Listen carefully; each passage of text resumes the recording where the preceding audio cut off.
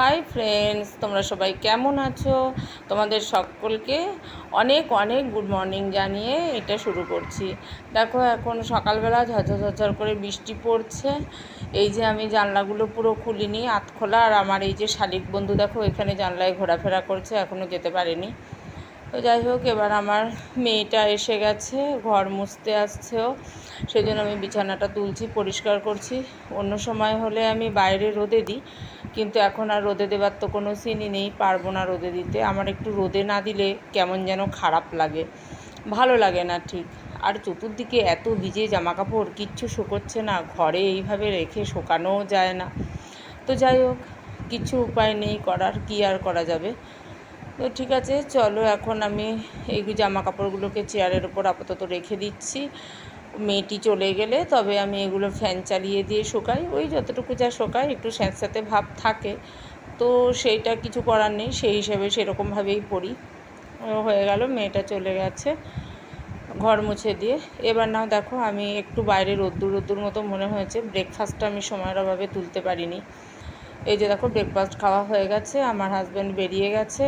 একটু যেন কেন জানি মনে হচ্ছে বাইরে রোদ্দুর রোদ্দুর। ছাদে এলাম, বাইরে এই যে দিয়ে দিয়েছি যা যা জামা কাপড়গুলো ছিল, একটু বাইরে হাওয়াতে হলেও একটু শুকোয় দেখি, তো সেই জন্য সেগুলো আমি সব মেলে দিয়েছি।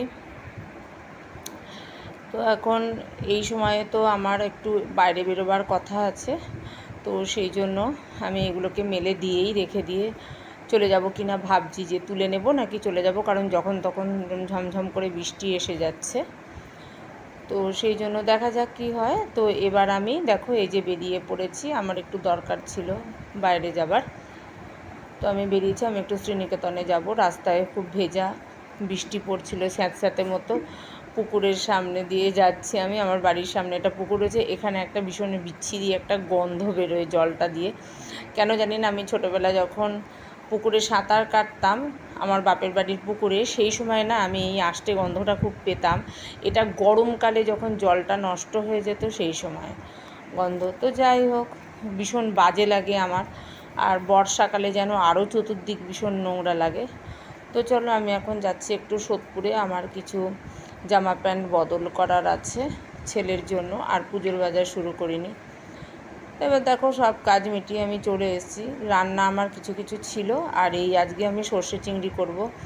এ পুরো চতুর্দিকে কালো হয়ে এসছে আকাশে। এই দেখো, সর্ষে বাটা বেটে নিয়েছি, সর্ষে, নারকেল আর কাঁচা লঙ্কা দিয়ে, আর এই যে চিংড়ি মাছ রয়েছে।